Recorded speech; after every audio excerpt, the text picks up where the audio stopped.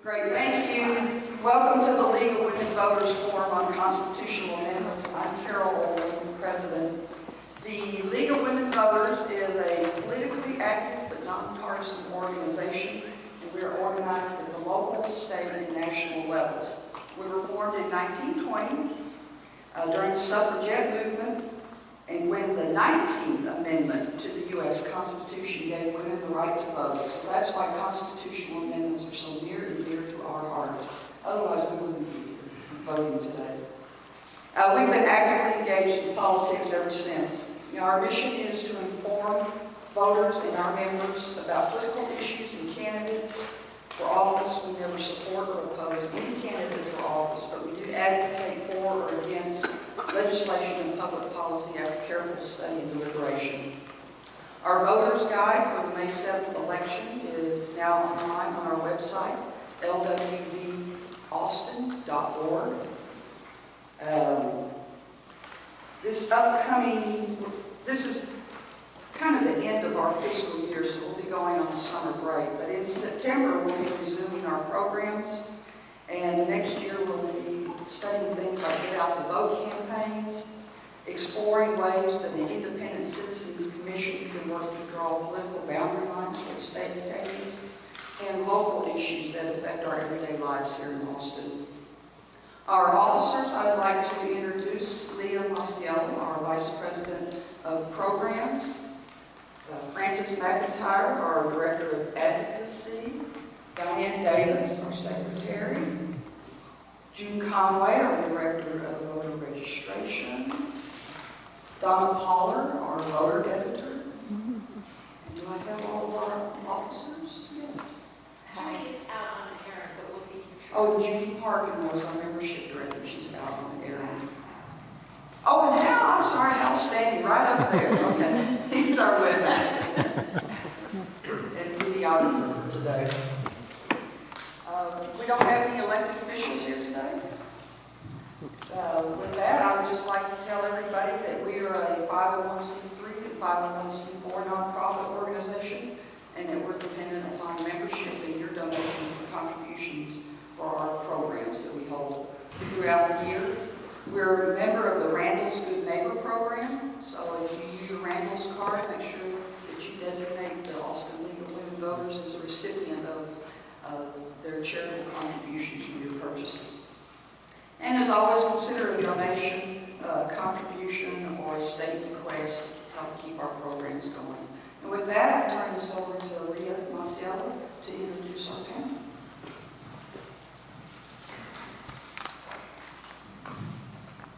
I'm going to tell you a little bit about the three people who are speaking today. First, I'd like to introduce Larry Sager, over here on the right.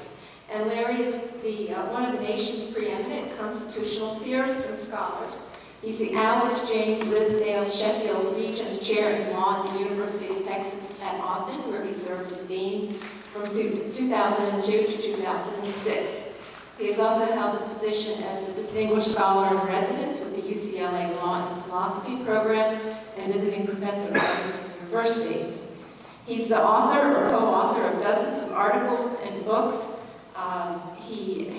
He is the author of Justice in Plain Clothes, A Theory of American Constitutional Practice, and Religious Freedom and the Constitution. That's just the beginning of his publication list here. Next to him is Tim Mahoney, who is a lead member, and Tim is a practicing attorney here in the Austin area. And Tim is very interested in community empowerment, and he has helped put this panel together and will be our moderator for today.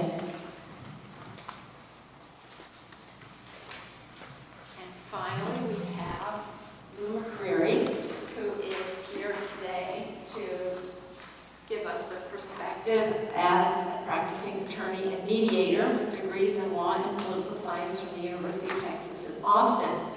He wrote, produced, and appeared in Ben Franklin and Friends' Return to Defend the Constitution and Corporations for People Too, just like me and you. He had the pleasure of portraying Ben Franklin at the ACC Constitution Day event and other venues. He is very involved with the Democracy Awakening events and other community activities. Before we begin, Joanne Richards has an announcement she wants to make. So, the announcement is that this is about constitutional amendment, and on May 14th, Common Ground for Texans is also having a forum on constitutional amendments, and the question that we're asking is why now? What's important? Why are we doing it now? And the other constitutional lawyer that we have at the University of Texas, St. Levinson, will be our expert witness kind of thing. Okay, thanks. And I have copies of the National League statement on constitutional amendments. They were at the sign-in sheet. In case you didn't pick one up, I'm going to hand this around so you can make sure you have one. And this is the position statement that the National League came up with recently that we want to understand more thoroughly. And finally, I have some note cards for you. If you have questions for the presenters, you can write your questions down in the note cards and hand them to me after our presenters have finished speaking today. Okay, at this point I'll stop talking, and Professor Sagers, or Jim, you're going to... It's just Professor Sagers, you want to go ahead and get set up? I think Okay, and just about what our agenda is, Dr. Sager is going to take the first half of our presentation to explain the amendment process, including the never used constitutional convention. And then after that, Lou will do a short introduction about the current status of the amendment process that's going on, and we'll be answering questions after that. At the end, both the people to my right and left will be able to just do a short summary. Thank you very much. This is a small and informal group, and I'm sorry that the introduction of me was as lavish as it was, but I wanted to back a moment to point one thing out because of this being the League of Women Voters, which is the Regents chair that I hold at the University of Texas is the Alice Jane Drysdale Sheffield Regents chair, undoubtedly one of the first chairs created at the University of Texas in honor of a woman. And I've always been very pleased that was your chair.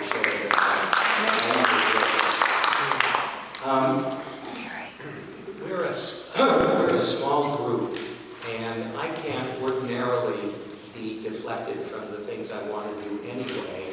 So with some issues, I suppose, about the filming, let me say I'm quite comfortable if I say something that strikes you as outrageous or perplexing, or you wish I could state it again. You can interrupt me as we go, and I'll have no trouble finding my place carrying on, especially since the organizers have given me a great deal of time. This is, as you know, an interesting time to be thinking about constitutional amendments. If you think just a little bit about the recent terms of the Supreme Court, they included a case that will certainly come up in conversation later, Citizens United, and a general thrust towards the free speech rights of people who want to spend on political campaigns, famously.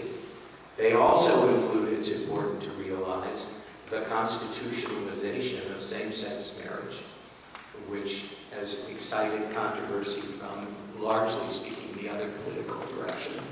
And finally, as a kind of warning to everyone, they included a case which narrowly upheld the Affordable Care Act by a 5-4 vote. So this has been a time in which constitutional law is more than a little fraught. When constitutional law will figure heavily in the campaign rhetoric and platforms of the political parties going into the presidential election. And when any anyone with a sense of our constitutional past and constitutional destiny will realize that their vote for the American president may be as important in shaping that as at any time in any of our lives. So it's an interesting time to turn to an adjacent area of great controversy, which is the question of amending the Constitution. And in particular, the rather extraordinary call from various circles to ask Congress to convene a convention for proposing amendments to the Constitution. And the League has taken what I take to be a kind of cautious position, which is, we'll think about it if the following conditions are satisfied. And what I want to say to you before the end of this talk is run away, run away. Because any such convention, for reasons that I hope I will make clear, I think is a very bad idea.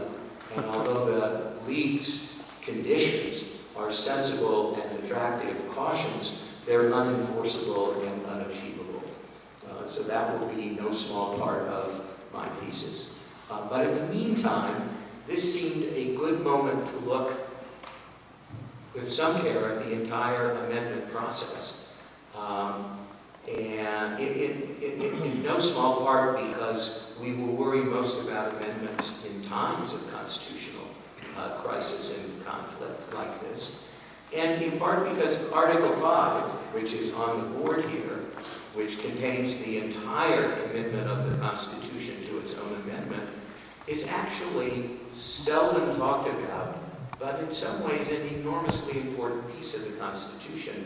One way to think about it occurred to me in thinking that we'd be talking today is Article 5 is the Constitution's Constitution.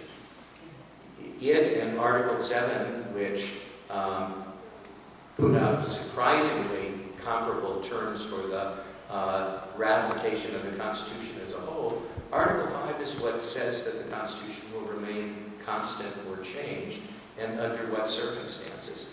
So I want to take a few moments to walk us through Article 5. You might just run your eye over it, but we're going to be dissecting it. So you don't have to run your eye very close over it. I'll take us piece by piece. Can you all see the display? I am no form of PowerPoint user, so this is a very primitive PowerPoint. But thanks to Hal, the technical side of the PowerPoint is working very well, and thank you, Hal, for that. You're welcome. Okay, so I'm just going to highlight sections of the whole of Article 5. The first thing it says that Congress can propose amendments to the Constitution whenever 2/3 of the members of each house propose it. Now, it's interesting. It is one of the things we know a little about from prior case law is the legislation, the acts by which the houses of Congress propose amendments are not ordinary legislation. They are not submitted to the president for review, for example, and he or she has no opportunity to veto the amendments. So these are somewhat unique legislative events in which each house of Congress has to, by a 2/3 vote, propose an amendment. We don't know a lot of details about this process because it's been pretty straightforward. Presumably what we would hope for is the same language from each house, a 2/3 vote and a proposal. But as our conversation has already suggested, that is only one of two ways that amendments are proposed under Article 5, potentially.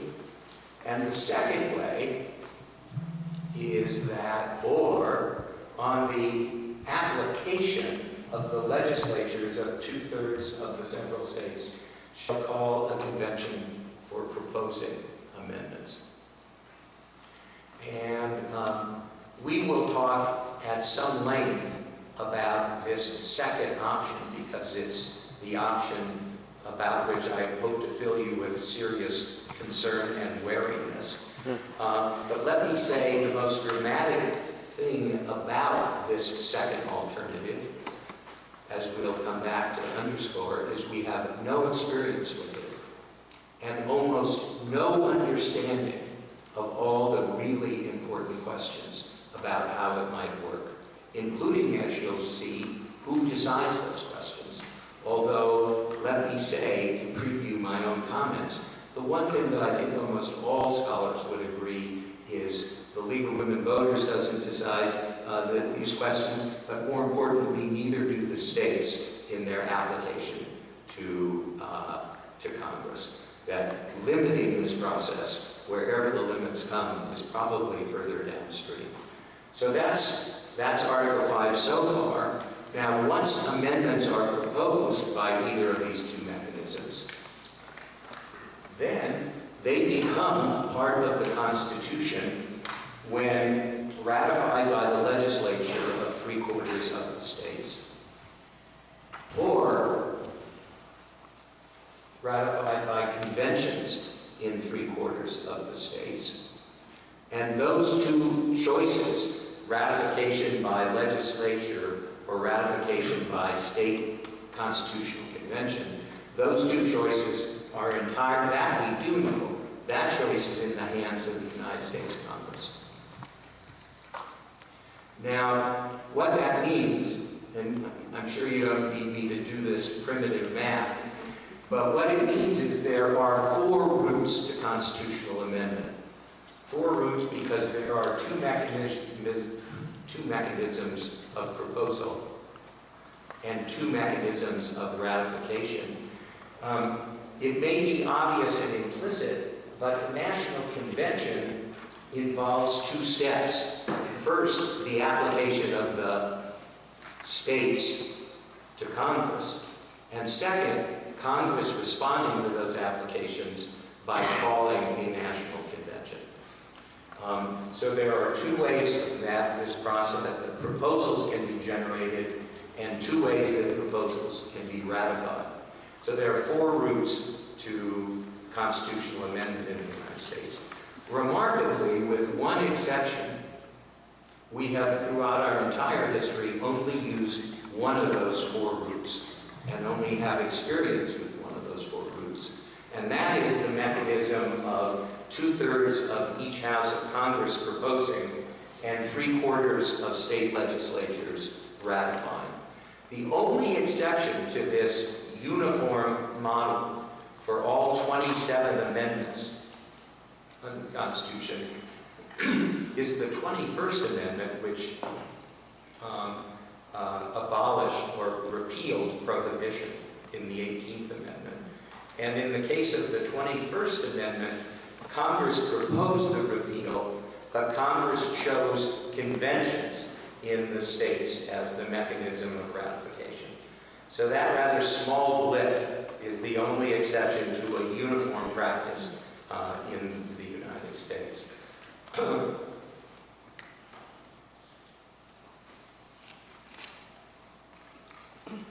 Interestingly enough, just because, at least for me, it's fun thinking about this complex process, and it may be of interest to you, even with regard to the plain vanilla form of constitutional amendment process, proposal by Congress, ratification by state legislatures, even with regard to those, there are lots of things we don't know and have sort of avoided having to confront.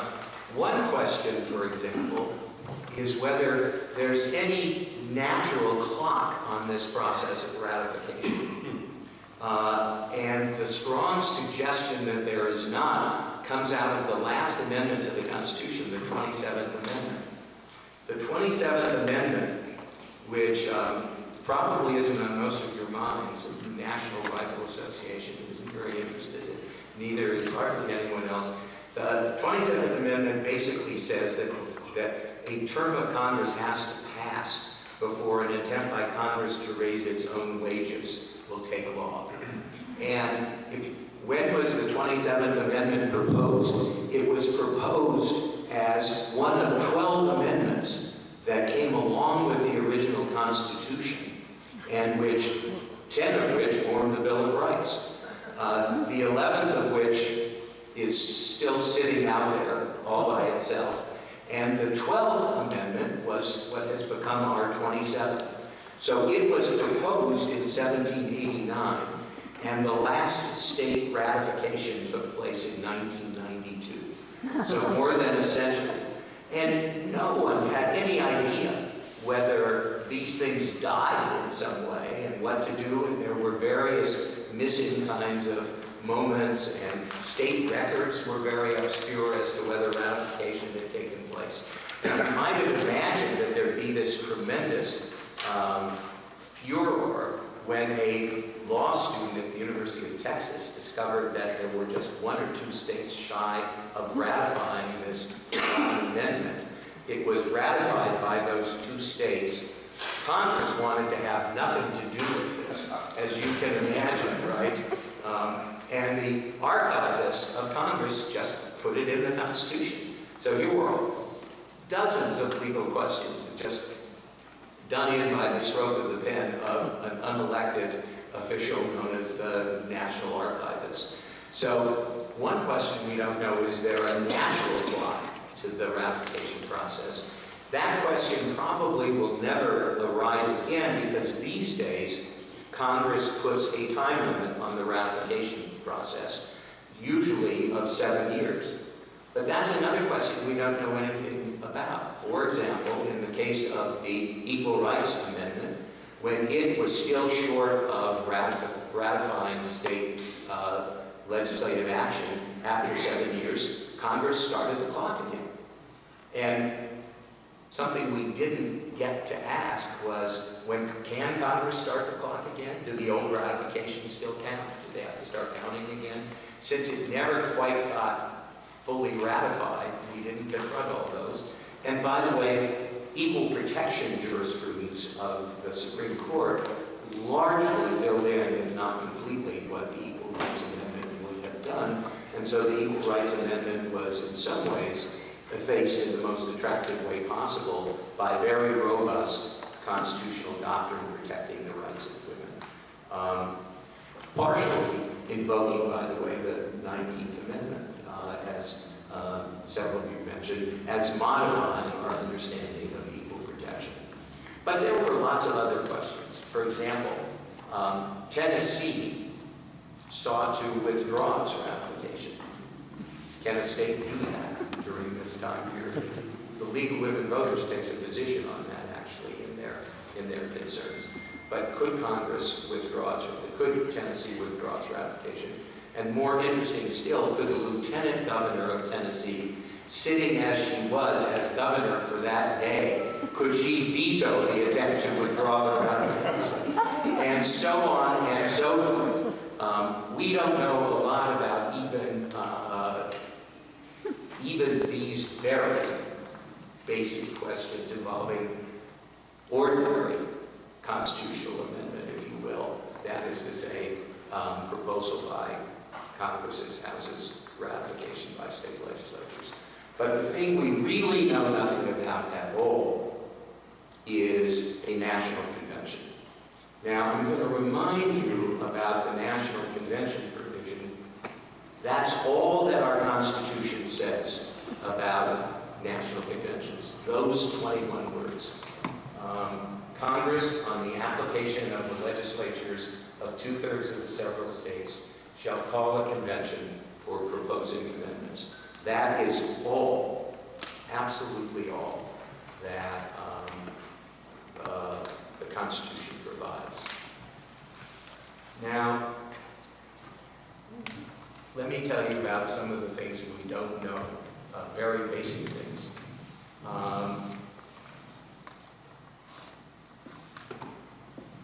When the legislatures of the states apply for a constitutional amendment, is that ordinary legislation? Can the governor of a state veto an application? Or is this like the legislative behavior of Congress, where the houses have special independent authority free of executive veto? When 2/3 of the states apply for a constitutional convention, do they have to do so asking for the same constitutional convention? This doesn't say that at all. No, this doesn't say, let's make very clear what this does not say. This does not say 2/3 of the states can draft an amendment and ask Congress to submit it to a national convention. It's pretty clear that's not what is supposed to go on. Let me say, when you read the literature in this area, which last became prominent when the balanced budget amendment was inching towards a constitutional convention, virtually every senior constitutional scholar in the United States weighed in about what we knew and didn't know. And very great agreement that we knew almost nothing. But if there was one substantive thread which prevailed, it was that it's the National Convention that proposes the amendments. That, the plain language of the Constitution says. Congress can convene the convention. It can't give that convention a yes or no on a specific text. Now, in the plain vanilla version, Congress drafts the amendment and sends it to the states, which are obliged to vote up or down. Most constitutional scholars will tell you, even though we know almost nothing, we can surmise that it would be unconstitutional for Congress to limit a convention to a specific text, because it's the convention that is supposed to propose amendments. There is real doubt, but no certainty, as to whether Congress can even choose a subject matter and limit the convention to that. So that could Congress, for example, say, we are worried about free speech and campaign contributions, and we're convening a constitutional convention to take that up. Many scholars will tell you they can't do even that much, but they certainly can't propose the text of the amendment. And finally, there's the interesting question, however Congress convenes the convention,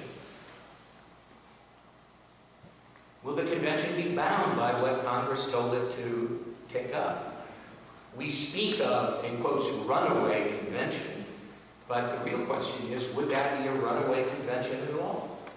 I mean, again, read the text. The text says, states apply, Congress convenes, and then that convened National Assembly proposes amendments. So it's not at all clear, to take this from beginning to end. In fact, it's doubtful, but certainly not clear, that states can limit their application to a particular kind of congressional response. That Congress is obliged to respond to the limits of the application. And finally, that the convention is obliged to limit itself to whatever Congress said in its convening statement. All of those questions are up for grabs, and very few academics think that there is any kind of decisive answer. And most are even unclear about who decides. Suppose there's slippage of the kind that I've said. Who gets to say whether the convention's amendments were constitutional? This much is almost certainly true, not the states. They're sort of out of it once they get this ball rolling. Possibly Congress. Congress has two times here, actually. Congress can try in its convening documents to structure the convention. And finally, Congress has to, at the end of the day, accept these amendments when they come back from the convention and send them out to the states. Remember, this whole process is only proposing the amendments. So assuming that Congress gets, let me jump back to this for a moment. Did that work? Wow. Assuming that Congress gets a plethora of amendments that it never asked for from a, quote, runaway convention, it still has to send them out either to state legislatures or to state conventions. And so Congress gets a second look at this and can say, no, that's not what we asked for. But are they the final say? Possibly the Supreme Court has the final say about that question. So there's not only a great lack of clarity as to all of these matters, it's even unclear who has the final say. It probably lies somewhere between Congress on the second bounce and the Supreme Court that might be asked to review the whole process, as it has been in some amendment circumstances, and on at least one occasion has actually intervened in a state process. So with that in mind, well, let me say one other step. But for the other uncertainties, let's move to the league's concerns, altogether proper concerns, about convening a constitutional convention.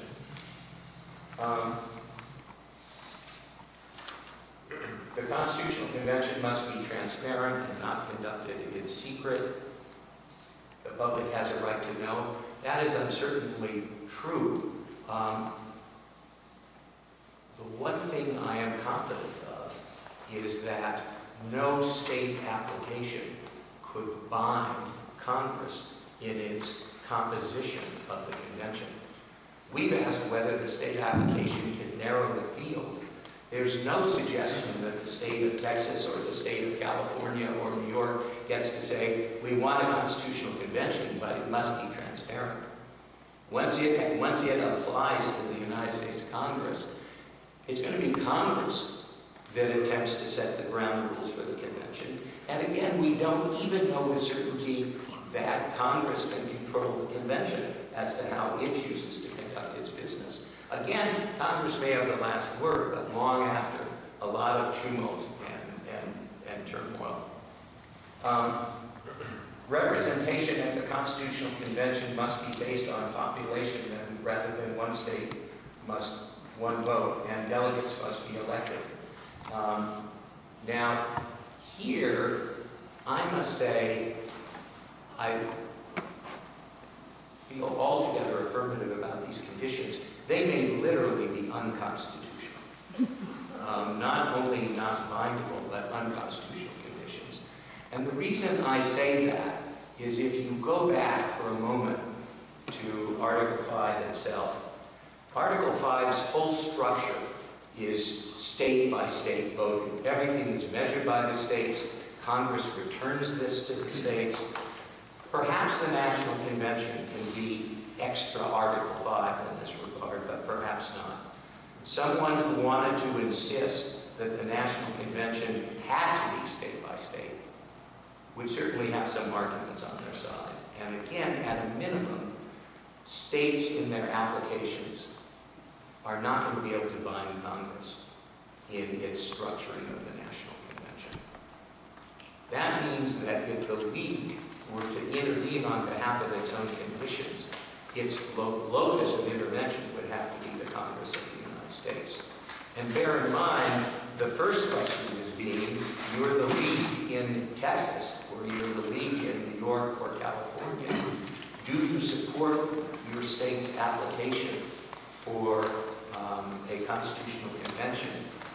If you had enough influence to add conditions like these, they would not likely be binding on Congress. And certainly we don't know. I have to catch us back up here.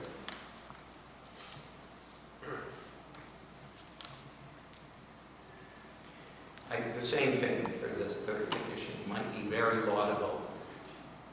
Surely the states aren't going to be able to control this process. Possibly Congress will be able to control this process.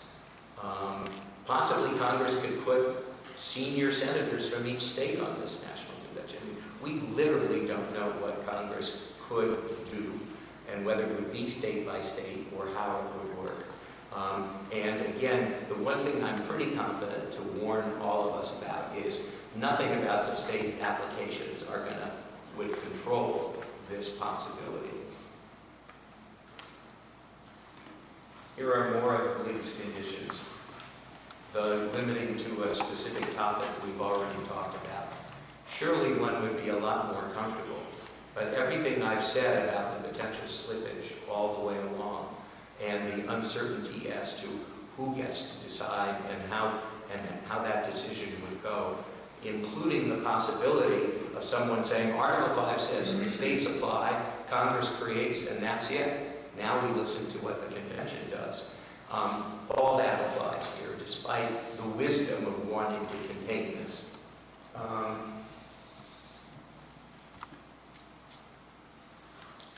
The most interesting one of these is how the validity of state calls for an Article 5 convention are to be assessed, namely the most recent.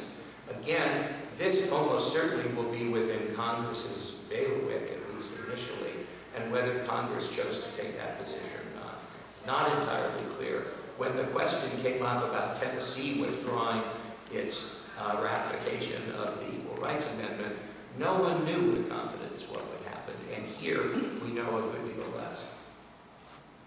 Okay, I'm going to leave that aside for a moment. So this is what I want to say in general about an Article 5 convention, and then I want to underscore what I have to say by reference to Governor Abbott's nationwide proposals for constitutional change and the possibility of them being the core of a constitutional convention. And this is, whoops, what did I do? I did something much too.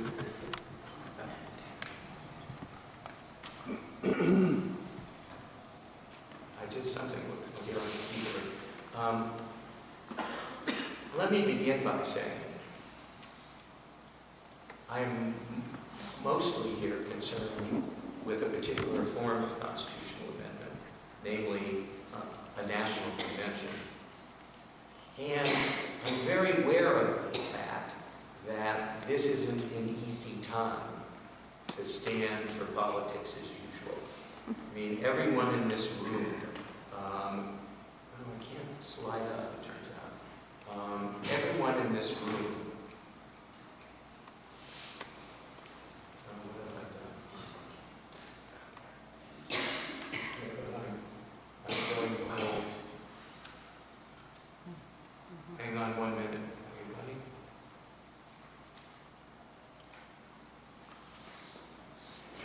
Everyone in this room knows that there are some major problems with our national political life and our state political life.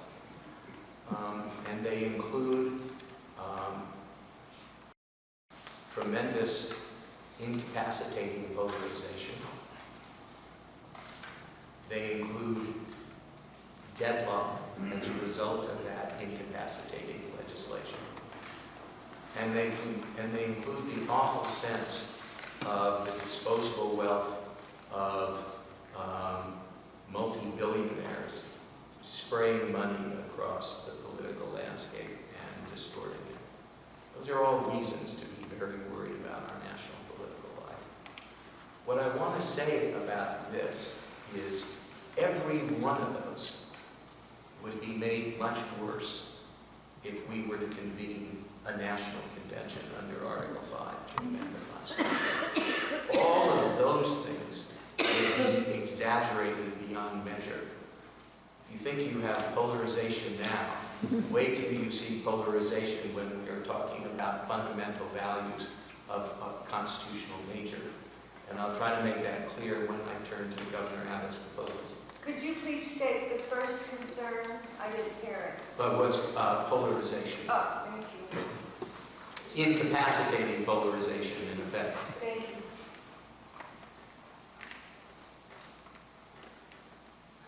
We would be deeply polarized. This process is almost certainly going to be deadlocked in some potent way at some stage. The likelihood that it will produce proposed amendments that will command the allegiance of 3/4 of the states on ratification is very, very unlikely. And if you want to see money distorting politics, the spray of wealth across our political life that would take place if the Constitution's text itself is at stake is overwhelming. So as unhappy as we may be about our national political culture, undertaking a potentially open-ended constitutional conventions under the circumstances of that culture strikes me as a kind of political suicide, just a very bad idea. It would be entertaining in exactly the same way this presidential election is entertaining, which is under form. If we didn't have to live in this country and on this planet, it would be a great spectator sport, right? And that would be true about our look at our Constitution. Now it is true that before any of this produced changes in the Constitution, the ordinary ratification process by the states would have to take place. But at best, that just means there would be a second and protracted round of polarized conflict and deadlock, and the second round of the extravagant expenditure of wealth on the political process. Now, to give you some sense of the range of possibilities here, we will talk in a few minutes about an interesting and in many ways, I think, attractive set of proposals to amend the Constitution. I want to tell you about a set of proposals to amend the Constitution that are as likely as any to be on the agenda of 2/3 of the states applying to Congress. And this is a movement among conservative politicians in conservative states for a platform of potentially 9 constitutional amendments, spearheaded in part by the governor of Texas, the Attorney General's Office of Texas, which speaks in favor of these amendments, and worth knowing about, because if you were to bet on where organized state behavior is going to come from, it will come from state legislators and jurors, which can be attracted to these proposals. So let me just walk through these. Let me say, although this, I think, becomes, at the end of the day, a radically implausible claim, let me say the Attorney General's Office of the state of Texas argues that these are not radical proposals, that these are proposals merely to return us to the original understanding of the American Constitution. But since they include essentially the repeal of the Supremacy Clause of the Constitution, which makes state law and federal law and pronouncements supreme over all state law, they return us far further back than to the original understanding of the Constitution. They come very close to returning us to the catastrophic Articles of Confederation. They certainly open the door in that general direction. So let me show you these. This would eliminate the ability of administrative agencies to create binding rules and regulations. Would come very close to actually eliminating the administrative agency structure. They would require a balanced budget. And they take a position about something that is almost impossible to conceptualize. They take a position on the Commerce Clause of the United States Constitution and say Congress essentially can't use its interstate commerce clause to regulate activities that take place within a single state.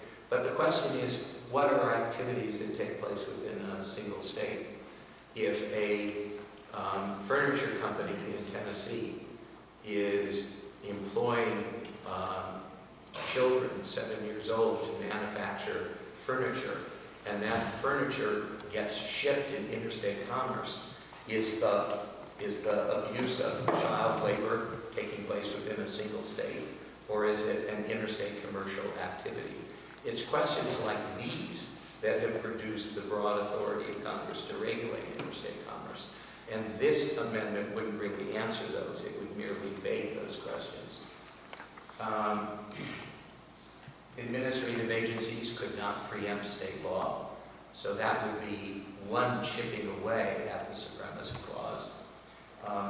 2/3 majority of the states could override a United States Supreme Court decision. A 7-justice supermajority for the United States Supreme Court decisions to invalidate a democratically elected law. A vague commitment to expanding the 10th Amendment.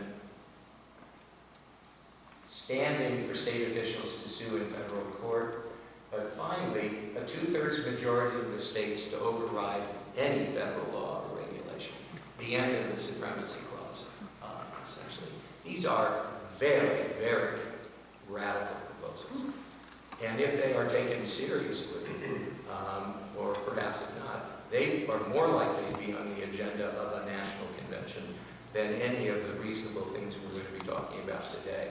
So remember, I'm not here saying never amend the Constitution. The reminder that the 19th Amendment, which is as important as any we've ever passed, came about that way is wonderful, but it's a real concern about what the content of a constitutional convention would be. There's one small irony, by the way, about these proposals, and these are not, by the way, these aren't paraphrases, they're more or less quotes, and they're in printed documents. They're not drawn from overheated moments of political rhetoric. Well, they may be, but not from unprinted ones. And that is, there is an irony in these 2/3 of the states overriding Supreme Court decisions and overriding federal regulations.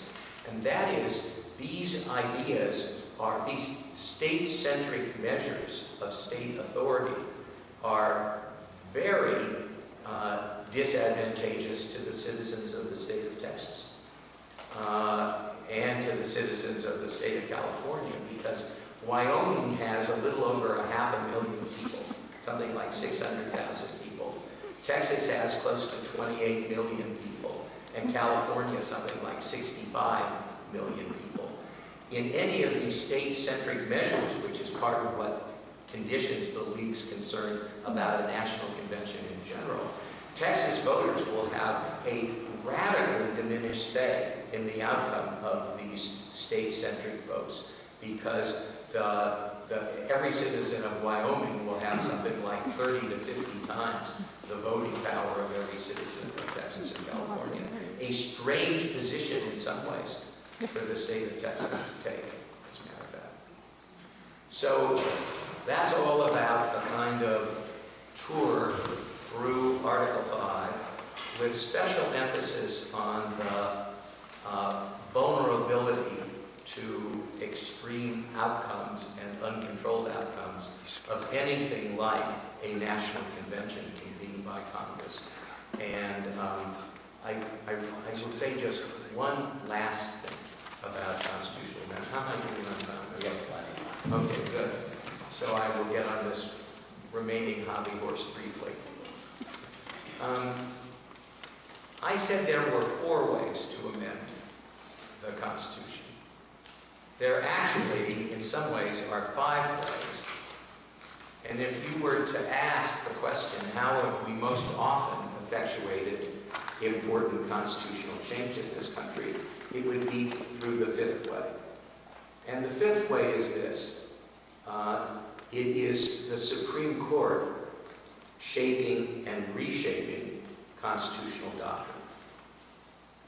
Now, in an interesting way, the role of the Supreme Court connects directly back to Article 5 itself in the following way. The framers of the Constitution intended for it to be obdurate to change. They did not want the Constitution to be easy to amend.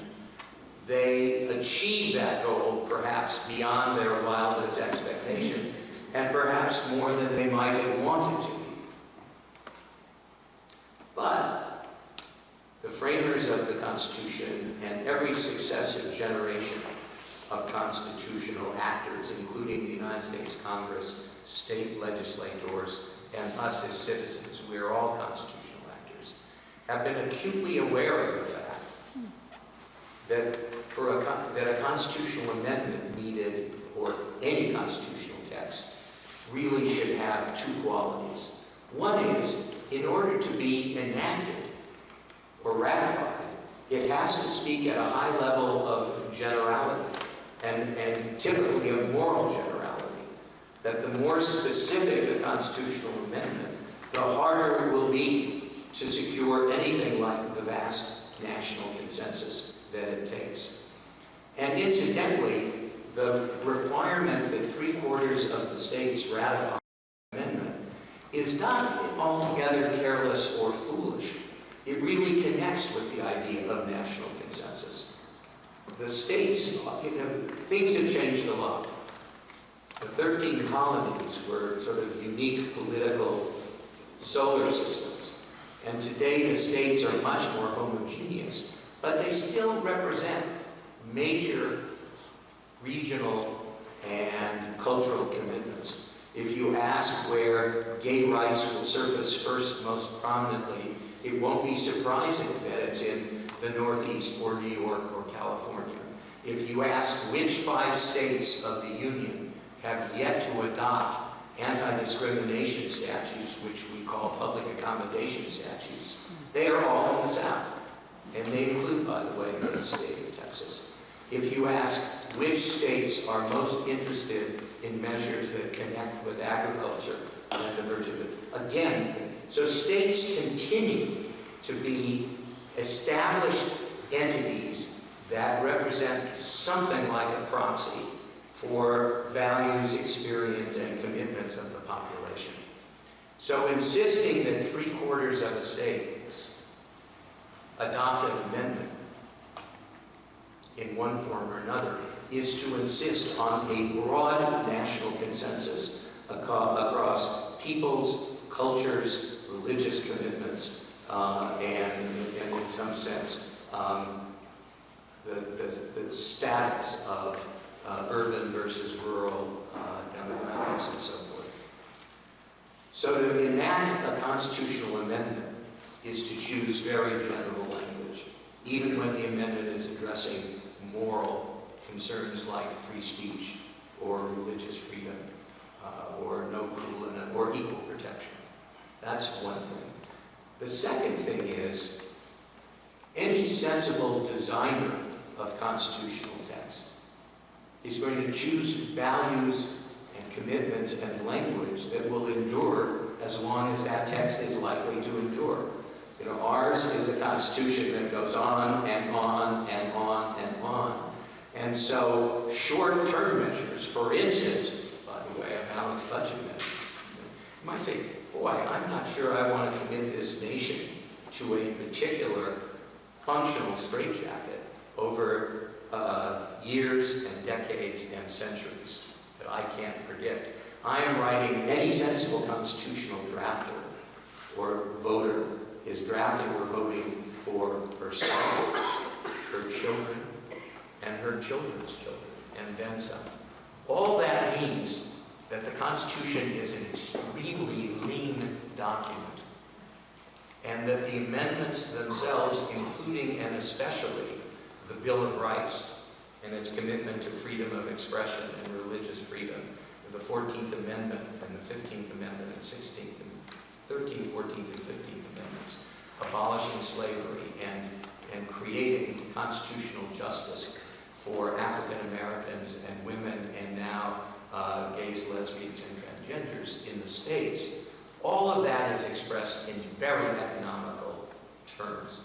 And the Supreme Court essentially has to accept a delegation from its own Constitution to fill in those details in the way it thinks most responsible and respectful of those values.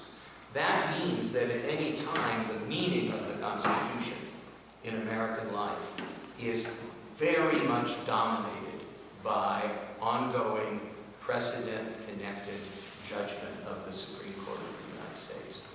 And that means very important constitutional amendments, as a practical matter, take place at the hands of the court, sometimes acknowledged. We were talking earlier about how long it took the Supreme Court to renounce Plessy versus Ferguson, but at the same time, it renounced a decision called Gobitis in 1940, which said states could require school children to pledge allegiance to the flag. It renounced that 3 years later in West Virginia versus Barnett. And the court can, by common law, evolutionary ways, back out of positions or reshape those positions, and on occasion can even reverse those positions, or it can move them forward slowly but surely. So that means, to get back to something I said at the very beginning of my talk to you, that means this presidential election may be as important with regard to the content of the Constitution as a practical matter and as a symbolic matter in our lives than any other vote that any other person in this room may take or may have taken in the past. Because the identity of the Supreme Court justices and the dominating values through which they see their responsibilities under the delegations of the Constitution are really going to matter. The next president will almost certainly make at least 2 and possibly 3 appointments to the Supreme Court, certainly 1, as we know. And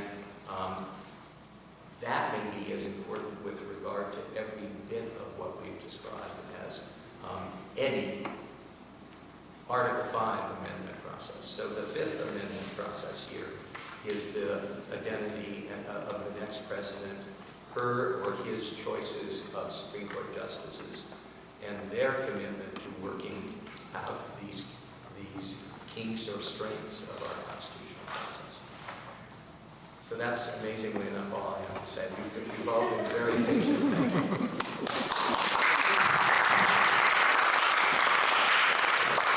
And now we'll go ahead and have Lou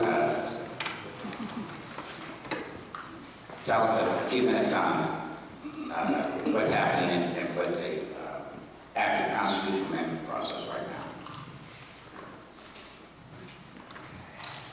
I might just, while Lou's setting up, just add that I think that the Citizens United decision, it took American history and put it on its head. Treacher's book, Corruption in America, really analyzes that, and one of the primary things the founding fathers were concerned about was we can't have corruption infiltrate government. And that was a concern for the first 7,500 years. So, Lou, ready?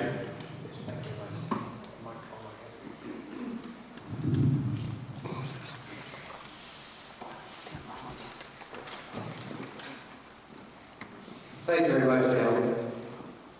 Ladies and gentlemen, I'm reminded of the occasion when the lady came to Dr. Franklin after they left the convention hall, after they had enacted our Constitution, and the lady came up to Dr. Franklin and said, "Dr. Franklin, what have you given us?"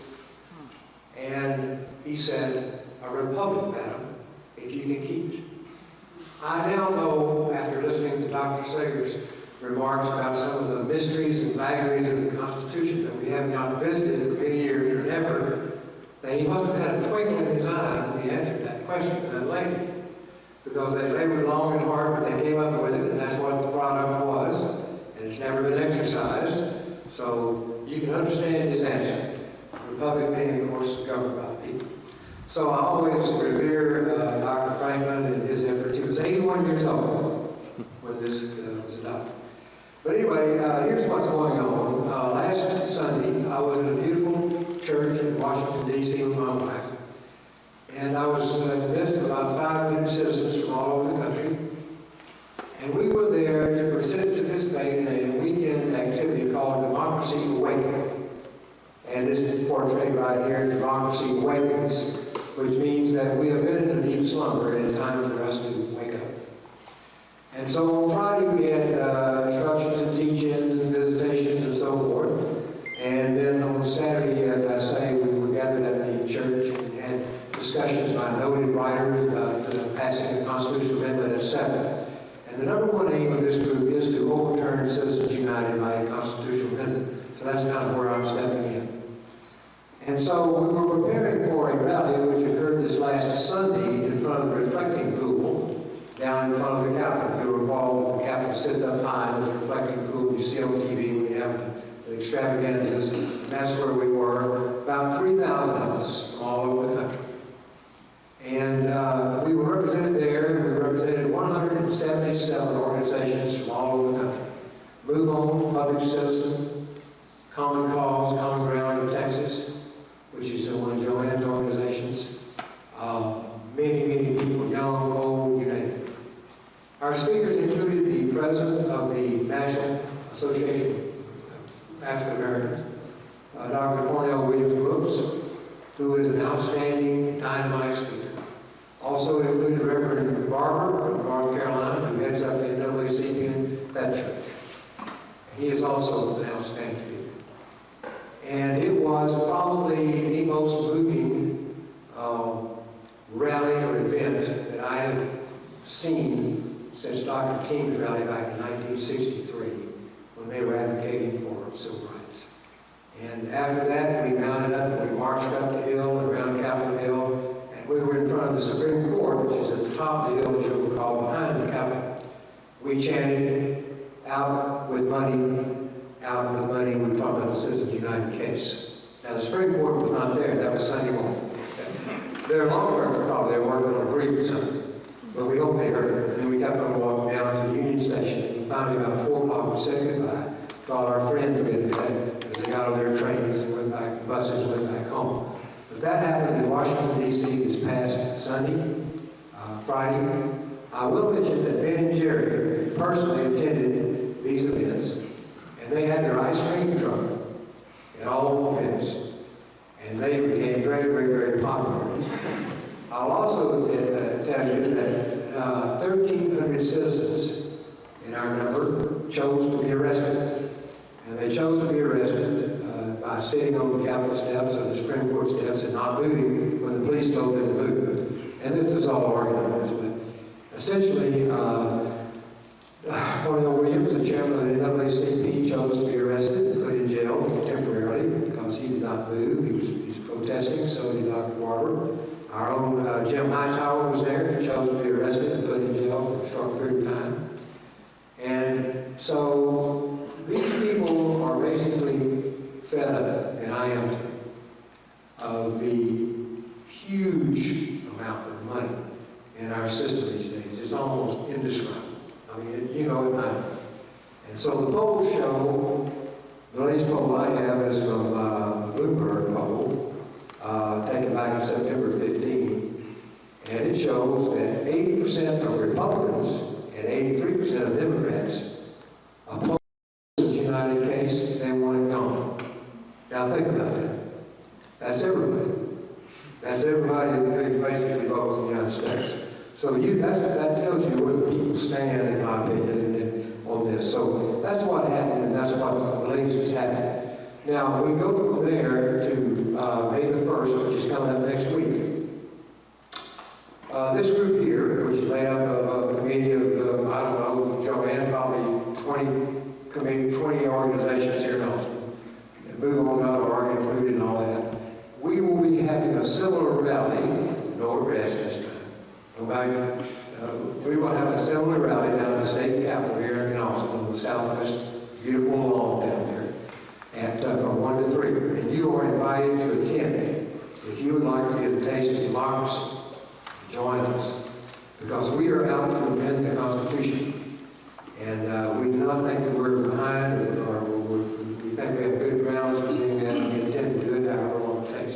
We're going to have speakers, have some music, and we're going to kind of stroll a little bit down Congress Avenue and come back, and we start the Homespine Austin version of what we did in Washington, D.C. As I say, nobody will be arrested, so don't be alarmed by that. But this is the beginning, I say, of what I would call the beginning of the movement to really get serious about this. Now, here's where we are on amending the Constitution of the United States.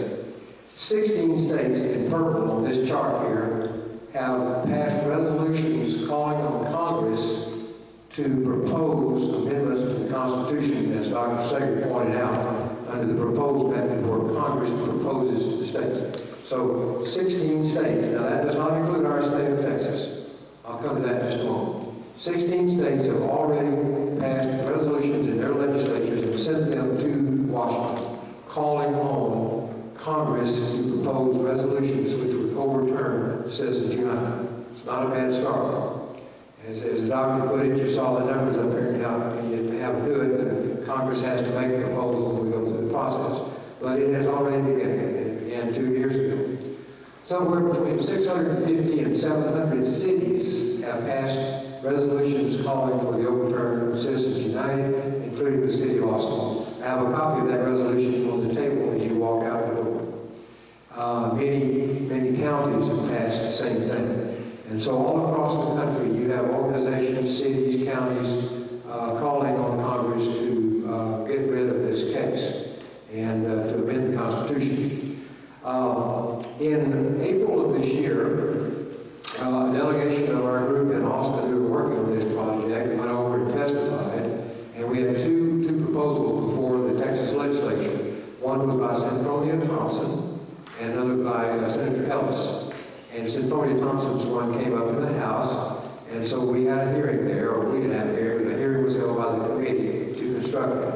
And about 25 of us went over and testified, including Joanne and others and myself. And basically, we were making the argument that the Citizens United case is oppressive.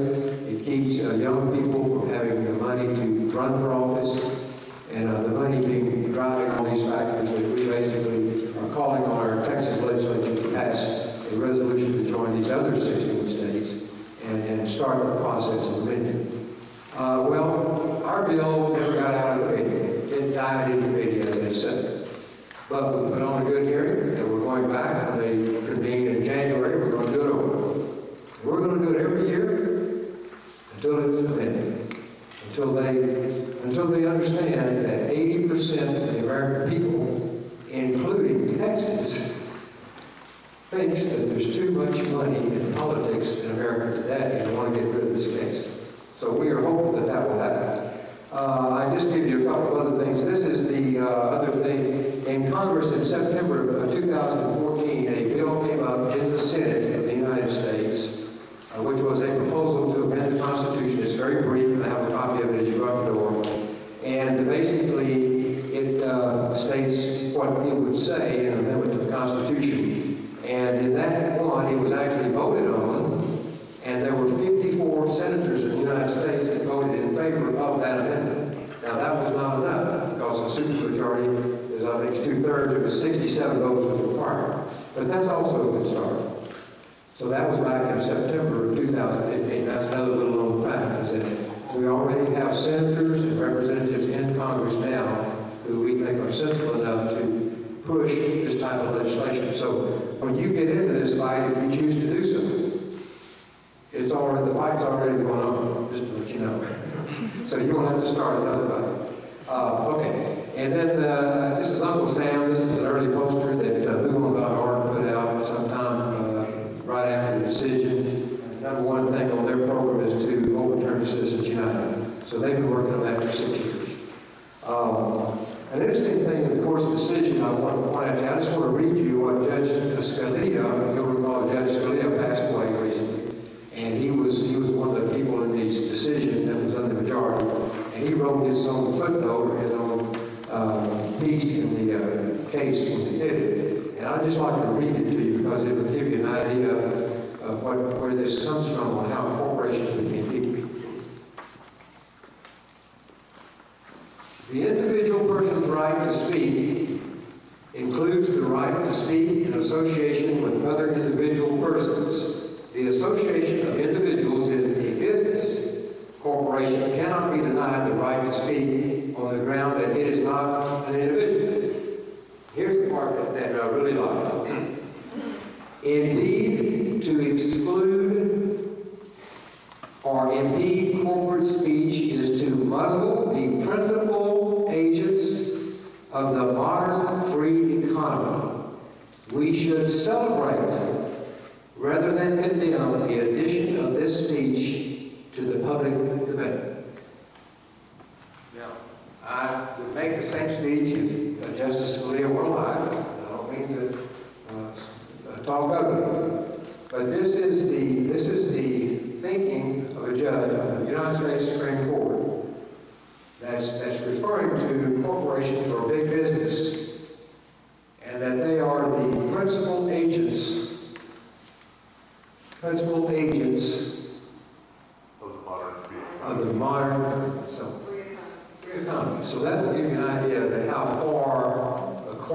meter is swung over to the right.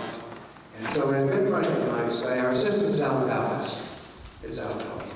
We've probably gone too far in terms of money and politics and free speech. And so at some point, I think we're going to have to put the needle back over to the middle where we can all live with it. So I think that's what a good doctor would probably say, it's like when you get sick and cold, your system's out of balance. So it's out of balance, so I agree with that. Yes, sir. So you have no intent to tax corporations? Do I say? You have no intent to tax corporations? You mean by this amendment? If you're going to prevent them from speaking, then they have no obligation to be taxed. Well, for about 100 years, corporations could not give money in any political contest through the Children Act of 1898. So they could not speak through their money at that time. And so a corporation is really in a different situation than real natural human beings. That's the theory. So we can tax them. So you want to tax them, but you don't want to allow them to speak against the tax that you're... Yes, that's right. Yeah. That sounds right. Under this deal here, well, it depends on, as I say, if you believe, as Justice Scalia did, that a corporation has the same rights as people, you would come down against it, okay? If you think there's a difference between a corporation and natural human beings, you come down against it. Anyway, that's where we are, the current state of affairs. You're welcome to come to the rally and see it's a nonpartisan rally. It's not a Democrat or Republican rally. It's going to happen on the 1st of May. Thank you very much.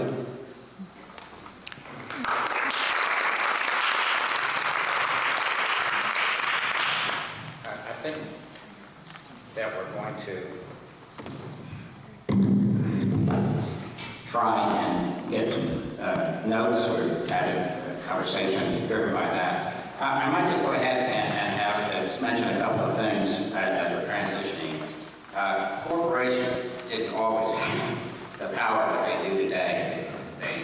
In the original United States, they had a charter, and usually with just a definite period of time before they would go away.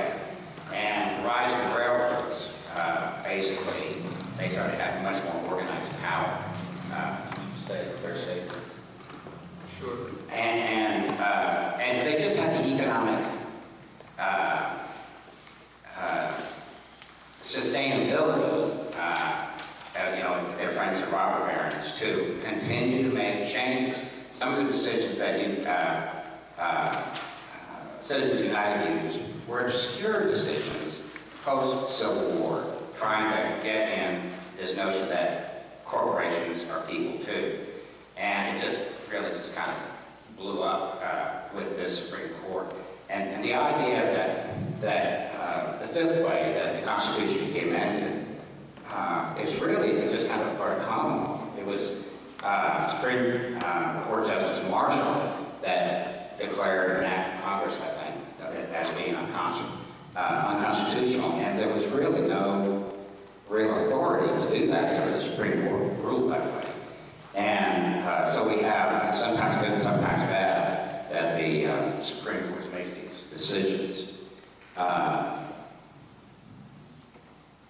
I say, I want to say something that may sound provocative, but I really am totally sympathetic with the idea that, for example, the amendment which 54 senators signed on for is crucial.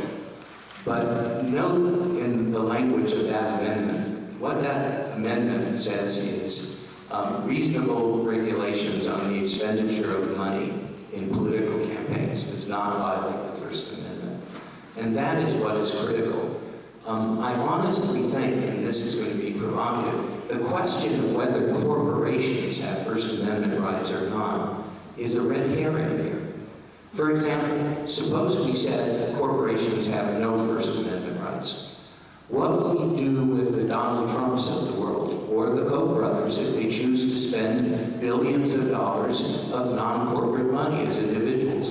Or, frankly, with the Obamas or Sanders, who can raise millions and millions of dollars and who will not always be politically sympathetic to any individual in this audience or otherwise.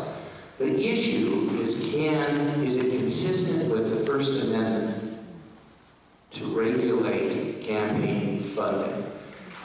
Incorporate the Citizens United, in that sense, is one of a trilogy or quartet of cases. The real concern is more basic.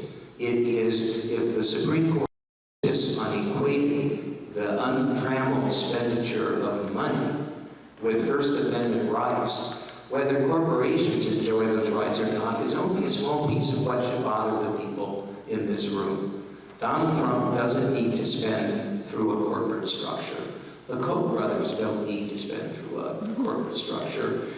Charismatic political candidates who may crop up anywhere in the political spectrum can raise as much money as anyone else in this process. What needs to be enacted in some form or another, or ruled by the Supreme Court, is something that makes it possible for the reasonable regulation of campaign funding to take place. And I think we get diverted on this idea of corporate rights. I think it is, you could eliminate corporate rights and still face the problems that we face in just very slightly amended form. Corporations wouldn't be doing the spending anymore, but the Koch brothers would, the Sanders would, the Obamas would, and Donald Trump would.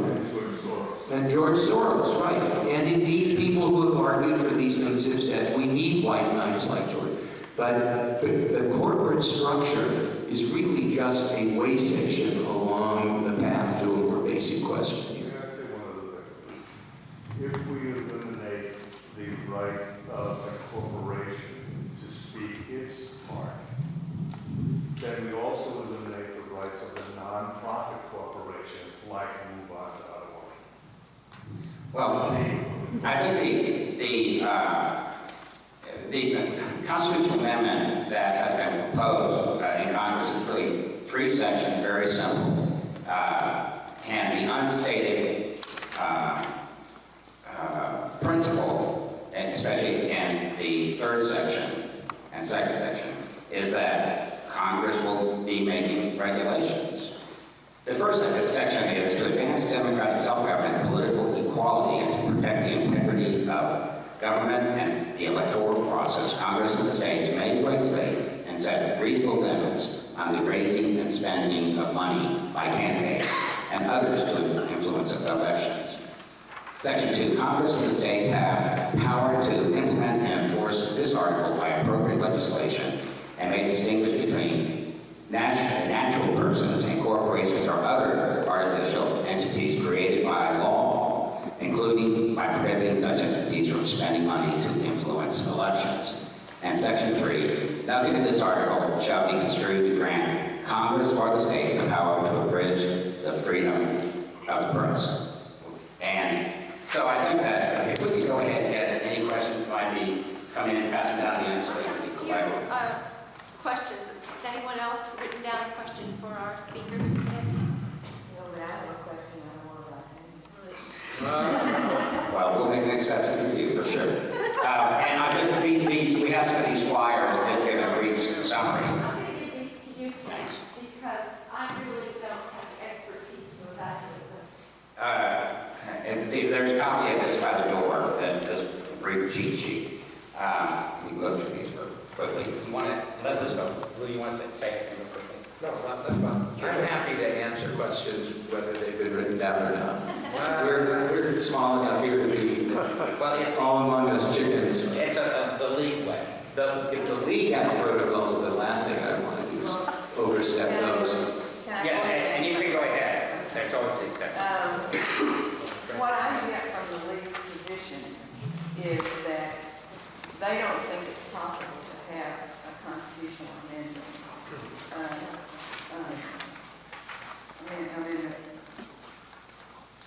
Convention. And so we had a state convention in San Antonio this year, and I talked with the president, the U.S. president of the League of Women Voters. And I said, you know, what it sounds to me like is that you don't think constitutional amendment is the proper vehicle to approach this. And she said, that's right. You know, that's essentially what we're saying. And I said, well, okay, how do we get rid of Citizens United? And she said, really the only way is to change the Supreme Court. Well, that may be the most direct way.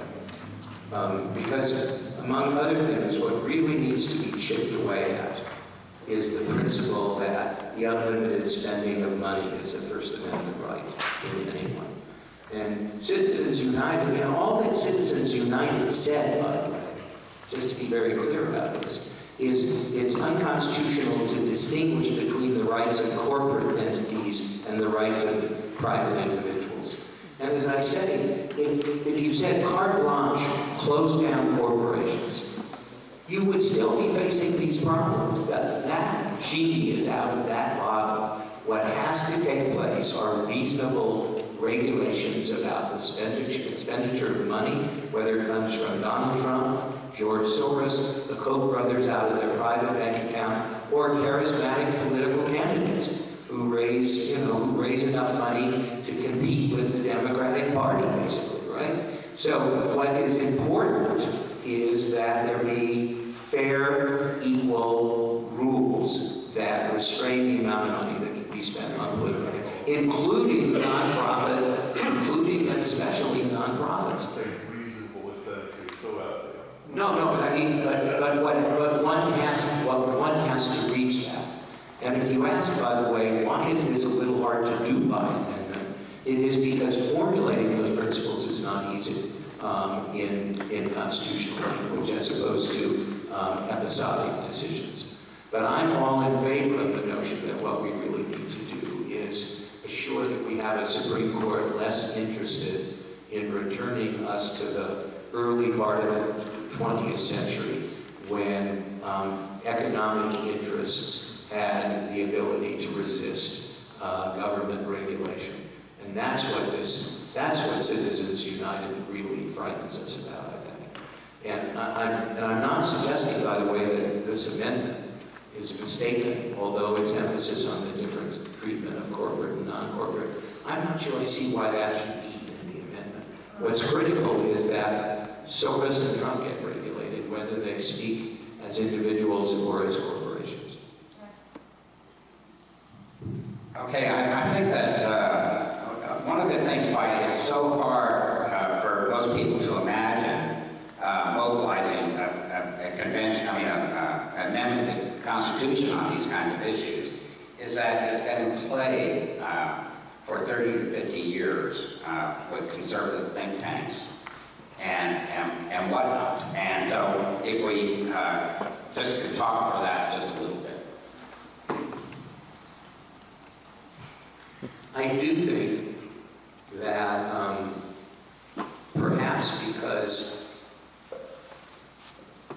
deep conservatives took themselves to be out of office and out of power, that they spend more time formulating ideas, arguments, and strategies.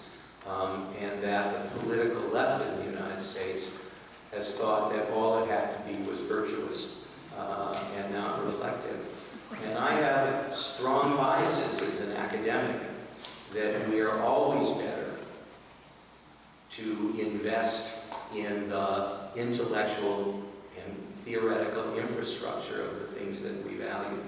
And this is an interesting problem. I mean, if you ask yourself, how would you best move forward with regard to campaign finance? Getting that right is very difficult.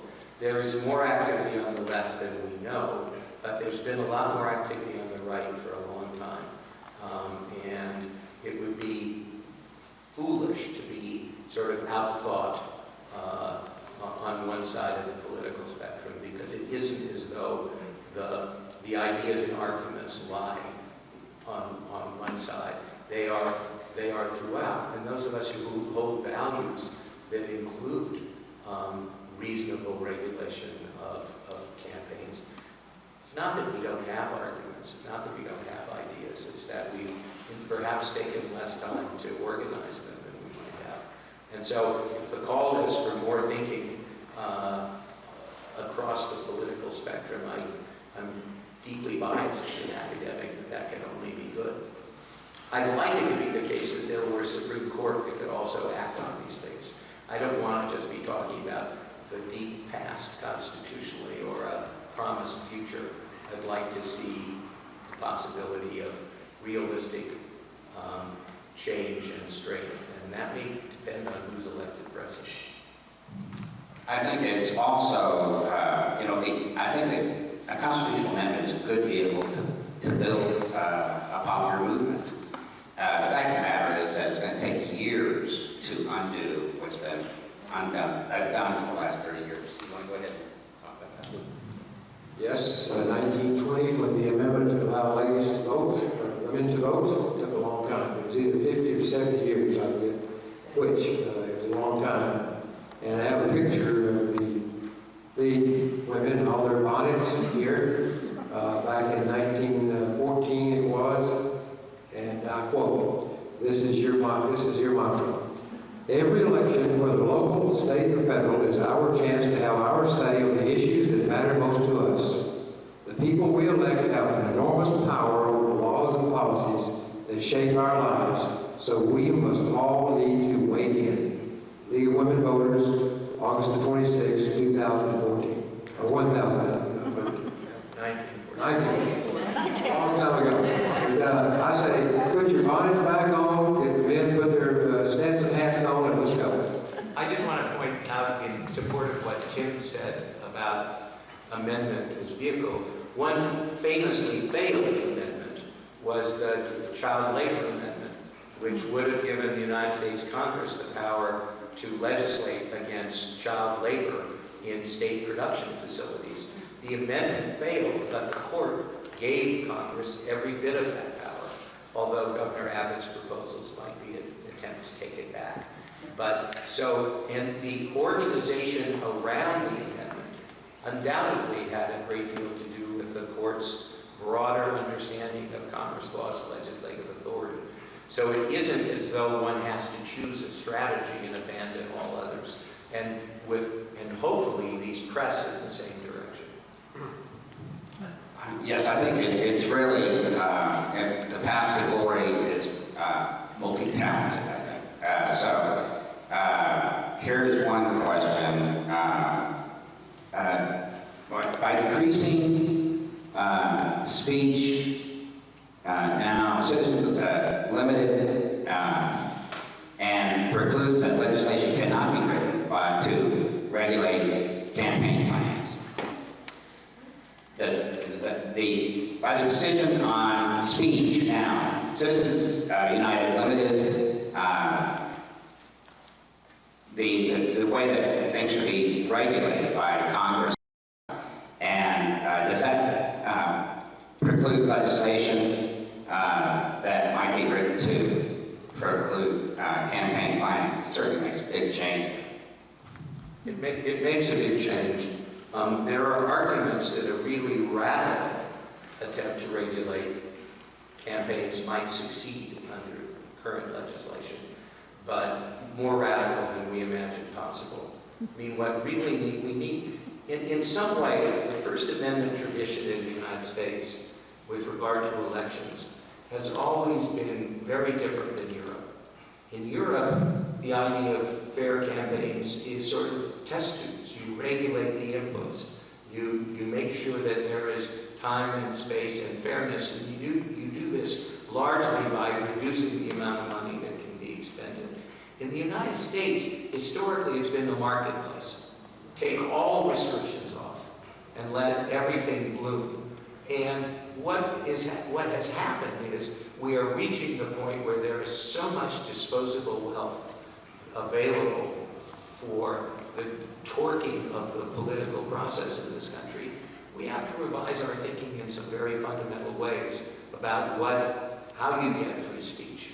And you may get it by balancing and controlling with campaign finance. That's in some ways very inconsistent with our approach historically, but I think it has to be our approach going forward. That's what this judicial and constitutional process of change has to recognize. That somehow or another you have to take these enormously vast amounts of money off the table. So can I clarify the question? Because it sort of it got muddled. So the question really is that there have been three very important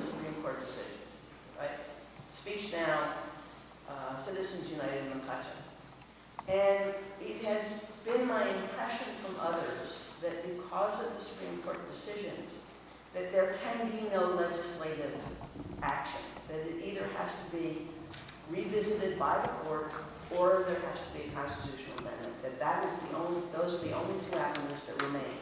Is that accurate? Well, I think the question was sort of taken with Citizens United and related decisions by the Supreme Court. Are there only two avenues that can be changed? One by a decision, a changed decision of the Supreme Court, and the other by constitutional amendment. I think that in order to, we don't have to wait for the Supreme Court justices to be appointed or to go into the great beyond. That they're a political institution and they can respond to that. And so it really takes a multifaceted approach, including changing Congress to be conducive to getting a Supreme Court amendment to be passed. Yeah, I think for all intents and purposes, the answer to your question is unhappily yes. There might be very, very radical legislative change that oddly enough would pass muster. But for practical purposes, we are going to need to change the court, change Congress. You understand? The court here is only going to lower the barriers. It isn't going to create campaign regulation. So you need an aggressive legislature at state and federal levels. You need the court to begin to retreat from less Citizens United than the other cases, interestingly enough, in some ways. Or you are going to need a constitutional change of direction through amendment. And I think that for example, in the state of Texas, we don't even get any issues that are discussed based on local elections. Representatives and senators come from the local jurisdiction. So this is going to have to be a dialogue that is conducted in every city and town in the state and the country. Does that make sense? I think there's a couple of notions of separation of church and state. There's not a phrase in the Constitution that says there shall be a separation of church and state. But how has that come to be a part of the fabric of the Constitution? So do we have about 4 or 5 hours? Just the hours. So let me say, this is an area of special concern of mine. And I actually think the metaphor of separation in church and state has done more harm than good in American constitutional law.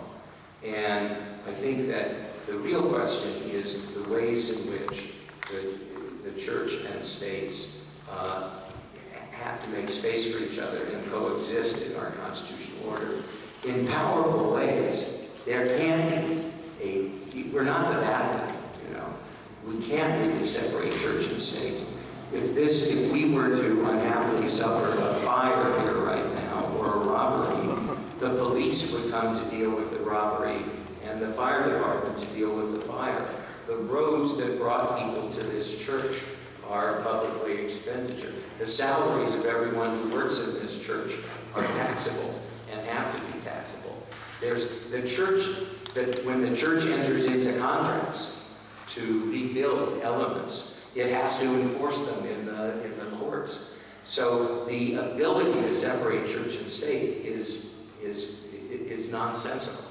What we have to make are fair terms of cooperation for religiously diverse people. And those raise very, very interesting questions.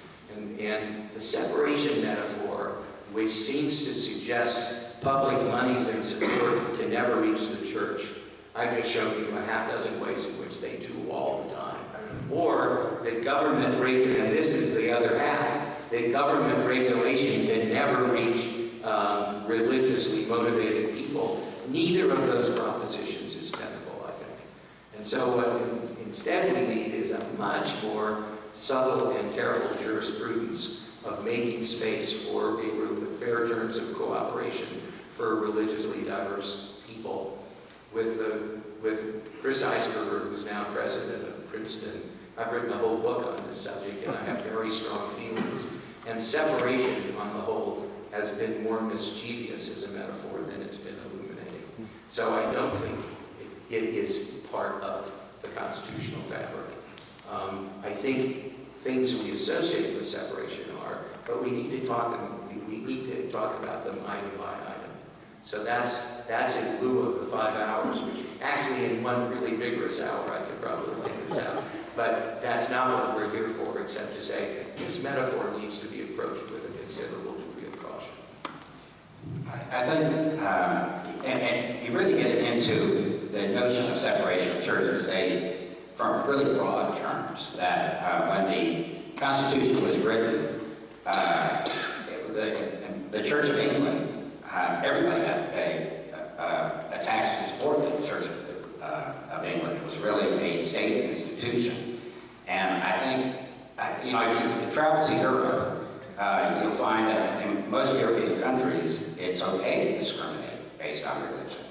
So in those senses, I think we have some differences that are embodied in the Constitution. It's probably nowhere in Europe is it okay. They make that you can't treat people adversely because of your religious commitments anywhere in Western Europe. Well, I have some relatives in Ireland, and the English have some. Let me point out one very interesting thing about our Constitution. If you look at the Bill of Rights, we probably devote more real estate to religious freedom than to any other right. We have the Free Exercise Clause, the Anti-Establishment Clause, and a separate provision that prohibits religious oaths. That same Constitution, and we may be unique in world constitutions, doesn't use the word God anywhere in the document. Its framers were very committed to leaving behind their European history of persecution, and that's what the Constitution's commitments to religion are really about. They're equality propositions, that don't tolerate unequal treatment. And of course, you have little examples like In God We Trust, which it still gets in there. And it's really, I think, just kind of politically, I think a lot of churches are exempt from property taxation, which is a political decision, not a constitutional one. If most of the property exemptions enjoyed by churches are enjoyed by a small set of other nonprofit entities. If they are not, then I think they're unconstitutional. Singling out religious churches for distinct tax treatment over other nonprofits that stand, community centers, educational institutions, I think is unconstitutional. And there's actually some support for that idea. So it isn't that churches get a distinct and exclusive tax exemption, and shouldn't. Yeah, I heard once that the public policy for such an exemption for churches is based on the fact, well, at least they keep people off the streets on Sundays, or Saturdays, or whatever. That's right. So this is an interesting historical question. Do we know how many states ratified the 11th of the original 12 proposed amendments? There was 13 states at that time, and now 50. Do you have any idea how that happened? I should be able to. Well, we didn't. One of the 12 amendments has never been ratified, and now the original 12 amendments. That's the one I'm asking about. What? That's the one I'm asking about. How many states ratified? Oh, that one, the 11th Amendment? Boy, that's a good question. I was throwing together notes for my talk today, and I realized I don't know the answer to that question. I'm sorry. If you give me an email address before we leave, I'll be glad to. I can easily access that. And it's amazing. I don't know anything about the 11th Amendment. See, I didn't know the 27th had been added to the Constitution, and I'm kind of curious, are there just a few states away from having a 28th? I think we're a long way away, but I don't know the answer. And you sure like to know, but you hope the door's been closed by now. If you can send me an email, and I'll send you some information. Give me an email address, and I'll send you some information. I think the league is going to be providing copies of some of the electronic documents we have. If you give me your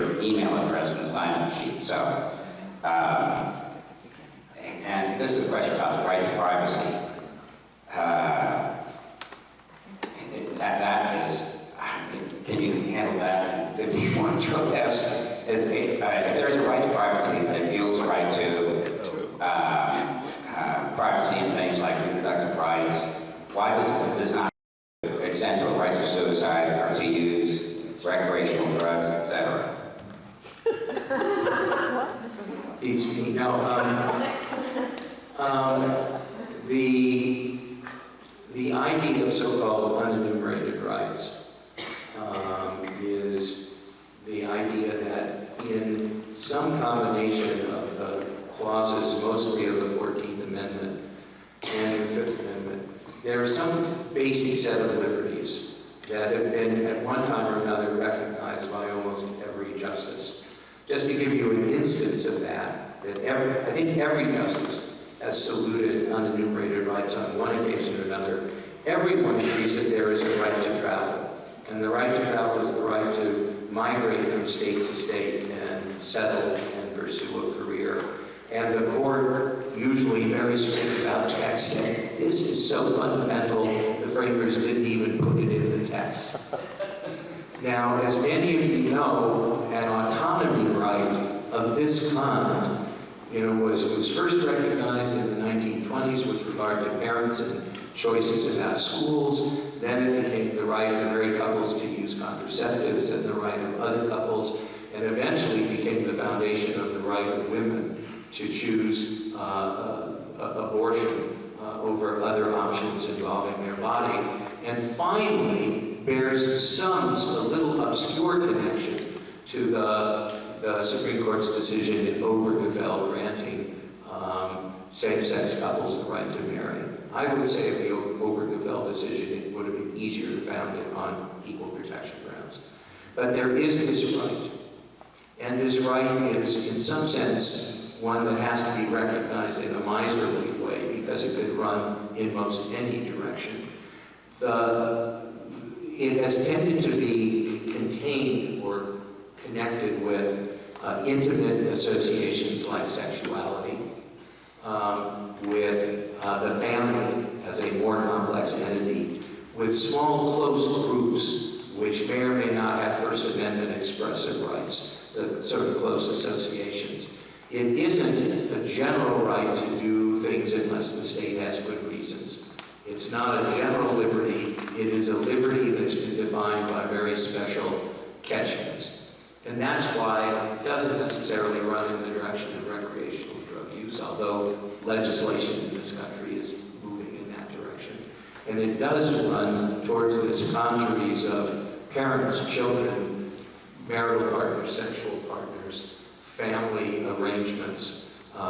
That's been the narrow set of themes around which our unenumerated rights have circulated on the whole.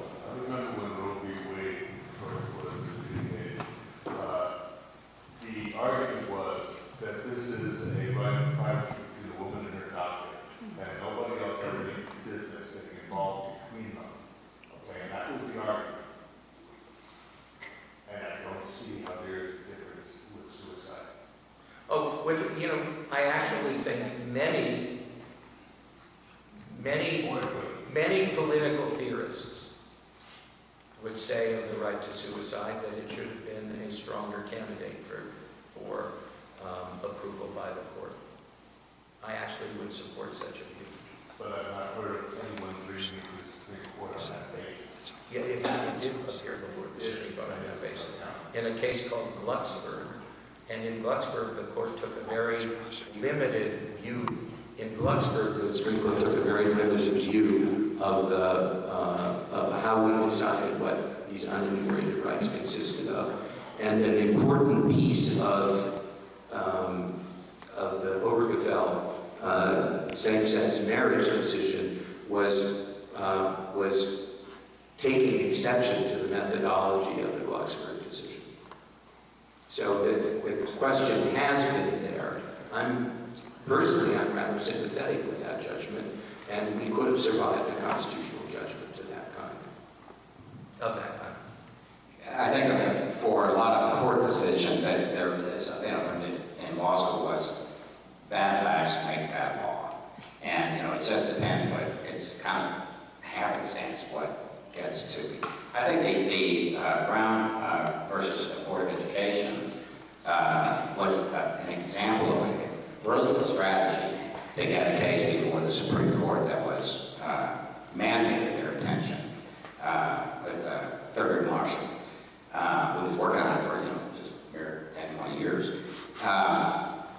Here's kind of getting into the issue of the convention and unwritten rules. Is there a time limit to the time the state is on record for calling the convention? And can the state rescind its call for a convention? I think the rescinding, certainly some of the league feels can be done. Have there been any efforts to call such a convention in the past? In other words, are there states committed to calling a national convention? Does it take a single majority of both houses to call for a convention? Those are all good questions and almost all unanswerable. There's one very subtle question embedded in this question, which is, have states called for a constitutional convention in the past? And the answer is, yes, they have, most notably in the context of, and most recently in the context of a balanced budget amendment. So now this is an interesting variation on all the things we don't know. Namely, in some way, are those calls for a constitutional convention, are they still alive, is the question that's being asked. And to be faithful to what I've been saying, the answer is we don't know. My own guess is that there might be a difference between two very closely related questions. One question is, can a state limit the constitutional convention once it's called for it? The second question is, in deciding whether a constitutional convention appeal by a state application is alive or not, can we take a limited application and treat it as we're game for any convention at any time and not extinguish it? My guess is there would be a tendency to say, whatever those were calls that were that are only timely as calls with regard to this subject matter. The subject matter now is only a piece of this. They're dead. But we don't really know that. It's a very subtle lawyer's argument from one of you out there, that those calls are still alive. And there's nothing that we know that precludes that. And few, if any, of those states have actually withdrawn their applications. They're sitting there. But somehow those applications, we ought to think, are more prone to perishing than, say, state ratifications. But if you put what we don't know about application for conventions together with the bizarre history of the 27th Amendment, it's plausible to claim they're all sitting there ready to rise from the grave and support the application of 2/3 of the states. This is also, when I had some questions about, say you have a state where you've got Republicans in the Senate and the House control, and you've got a Democratic governor. Can the governor veto a call for a convention? We have no idea. we have a kind of argument. The argument is that when Article 5 talked about both houses of Congress, the court has since said that does not include the president and his or her right to veto. By analogy, we might argue that this is not the case, except, no, there's this curious thing that goes on in the case of Article 5 in Congress. It says each house of Congress has to act, and it has to act by a certain vote, and doesn't mention the president, and arguably seems to contemplate a special process of legislative branches. This says 2/3 of the legislatures. Now, is that the same way? Does that cut out the governor by implication or not? Perhaps. I mean, here the language was with 2/3 of the states acting through their legislatures or something like that. I'm trying to remember the language that we had. Arguably, that would be an open question whether the governor has a veto. The amount of hard lawyering that this is begging for and the amount of menace that it presents is pretty substantial. Just about out of time, and before we completely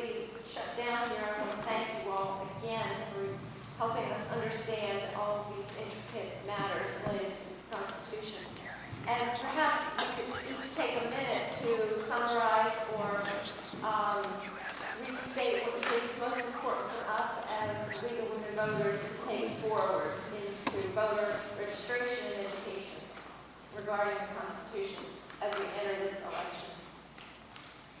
Well, I would say that it's pretty obvious that the Constitution and amendment process is a long-term situation. You can't do it overnight. Sometimes I think the liquor deal went through quicker and got repealed faster when they realized they couldn't do it other quicker. But other than that, it does take a long time, and it was meant to be that way. It was meant to be very serious and have these things to it that keep people from just throwing something up there. So it has to be extremely important. It also is pretty obvious by now that it has to be supported by the majority, the great majority, as the professors point out, of the American people. So in other words, you're not going to get where you don't. So my view is that that's why it takes so long. But when you have the beginning of what we see in the polls in the last 6 years and whatever, I'm not discouraged whatsoever. I just think like when the women's vote, it took a long time for the consciousness of American citizens and the men to understand that women should have equal rights, etc. It just took time. And sometimes it does. And it also took action, took direct action, it took marches. You had to attract the attention of your neighbors because everybody's so busy. We're a big country, we're spread out. Even though you go to Washington, D.C., you meet somebody from some other part of the country, they got their own problems in every state. So it's a slow process, it's a patient process, but if you want to do something, you do need to get started, and it can happen. The Constitution has been amended a number of times. Thank you. I would think that we're really in a constitutional crisis in terms of our democracy, and I hope that we can get something done sooner than later. You know, to get us to this point, there were people in our culture that were acting on this for 30 years. You know, both by training lawyers and judges and so on, and as well as the economic structure for promoting the ideas with think tanks and whatnot, and it's just invisible to the vast majority of us. I think that, you know, the Constitution, I think, is really the greatest documents produced in the world. It has a structure that started off with only white males, property males, could vote, but it's come to be a structure where everybody has the right to vote. Well, you know, with some exceptions in Texas. But, you know, I think to look at how you look at an economy, is it something we all own? To look at government, is that something we all own? And there's really this huge notion that a lot of people buy into, that I am a bit player, I am a consumer in the economy. And that notion came through with was the underlying rationale in Citizens United, that we are basically consumers of political benefits.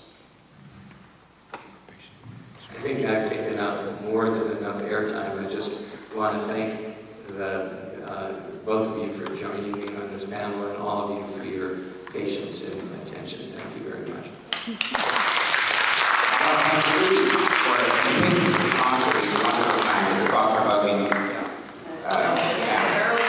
Early voting starts tomorrow. If you agree with the League's position on Proposition 1, please send it the blast to everybody you know. We are going to have this on our website, is that right, Hal? Correct.